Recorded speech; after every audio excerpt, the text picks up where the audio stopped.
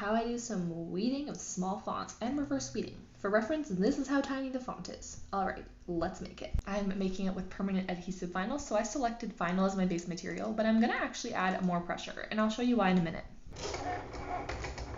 For reverse weeding, you're going to need a couple things. Scissors, weeding tool, scraper, your vinyl, your mat, and your transfer tape.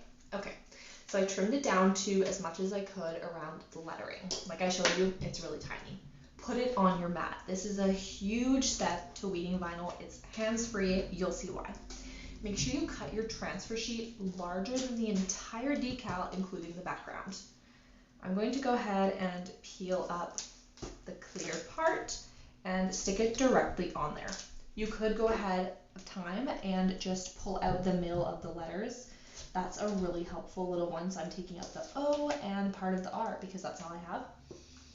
So now I'm going to go ahead and stick that on there, take my scraper, and really give it a good scrape.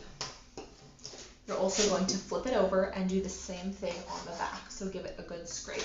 Obviously be careful because it is your mat, you don't want to damage it. Okay, once it's on there really, really well, you're going to pull it all up.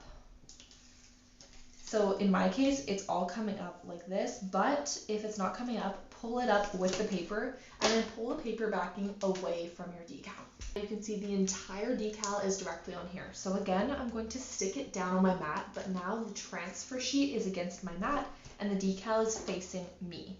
What you're going to do is slowly, with your little pick weeding tool, start pulling up around the sides. This is why I love having it on my mat. Really slowly do it this way. You can go ahead and take your scissors if you need to and trim the parts as you go. Otherwise, hold it down and start peeling up. Because I did more pressure, it's going to come up a whole lot easier, making sure that if I have, the letter I, for example, with the little dot on top to keep that on there.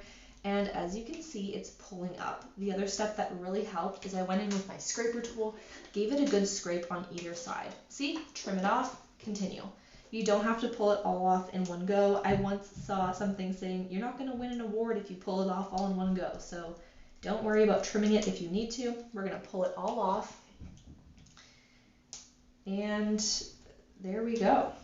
It's coming off pretty easy. You definitely have to have patience with smaller fonts. It's super frustrating, but it's a lot quicker to do this reverse weeding method than if I were to individually weed out each letter. There you go. Now you have your fully weeded out, very thin little font. Follow for more Cricut tips.